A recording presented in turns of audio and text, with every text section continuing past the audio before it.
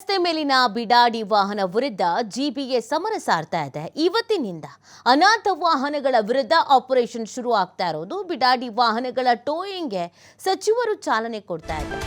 ಗಾಂಧಿನಗರ ಕ್ಷೇತ್ರದ ವಾರಾಹಿ ದೇವಾಲಯದ ಬಳಿ ಚಾಲನೆ ನೀಡಲಾಗಿದೆ. ಬೆಂಗಳೂರು ನಗರಾಭಿವೃದ್ಧಿ ಸಚಿವ ಕೃಷ್ಣ ಬೈರೇಗೌಡ ಚಾಲನೆ ನೀಡಿದ್ದಾರೆ.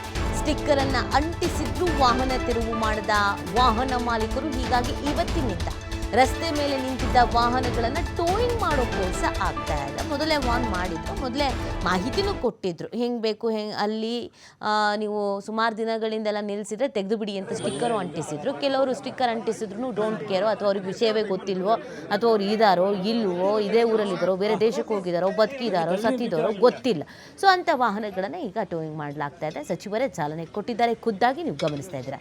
ಸುಮ್ಮನೆ ಪುಕ್ಷಟೆ ಒಂದು 6 ತಿಂಗಳು 7 ತಿಂಗಳು ವರ್ಷಾನ್ಗಟ್ಲೆ 2-3 ಇಂಚು ಧೂಳು ಇಟ್ಕೊಂಡು ನಿಂತಿದ್ರು ತೆಗಿತಾ ಇರಲಿಲ್ಲ. ಇದರಿಂದ ಸಾರ್ವಜನಿಕರಿಗೂ ಕಿರಿಕಿರಿ. ಈಗ ನೋಡಿ ರಸ್ತೆ ಎಲ್ಲ ಒಂಚೂರು ನೀಟಾಗೆ ಸ್ವಲ್ಪ ಅಗಲವಾಗಿ ವಿಶಾಲವಾಗೆಲ್ಲ ಕಾಣಿಸುತ್ತೆ, ಇಲ್ಲಾಂದರೆ ಇವುಗಳದೇ ಹಾವು.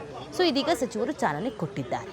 ನೀವೇನಾದರೂ ಎಲ್ಲಾದರೂ ಕಾರೋ ಬೈಕೋ ನಿಲ್ಲಿಸಿದ್ರೆ ಸ್ವಲ್ಪ ಹುಷಾರಾಗಿ ಇದೆಯೋ ಇಲ್ವೋ ನೋಡಿ ಬೇರೆ ಕಡೆ ತಗೊಂಡೋಗಿ ನಿಲ್ಲಿಸಿ.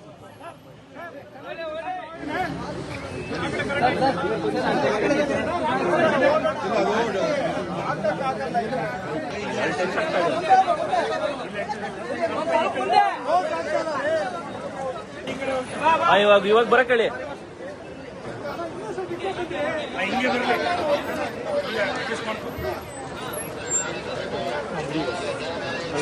ಬನ್ನಿ ಬನ್ನಿ ಅಣ್ಣ, ಹಂಗೆ ಇದೀಗಣ ತಳ್ಳಿಬೇಡಿ. ಇದು ಬರ್ತಿದೆ ವೆಹಿಕಲ್, ತಳ್ಳೋದಲ್ಲ, ಇದು ಬರ್ತಿದೆ ವೆಹಿಕಲ್.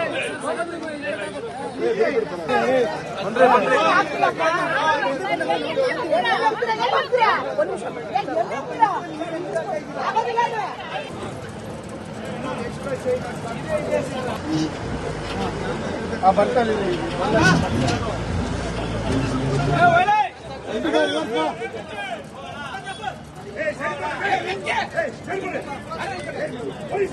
ಕೆಲಸ ಮಾಡಕ್ಕೆ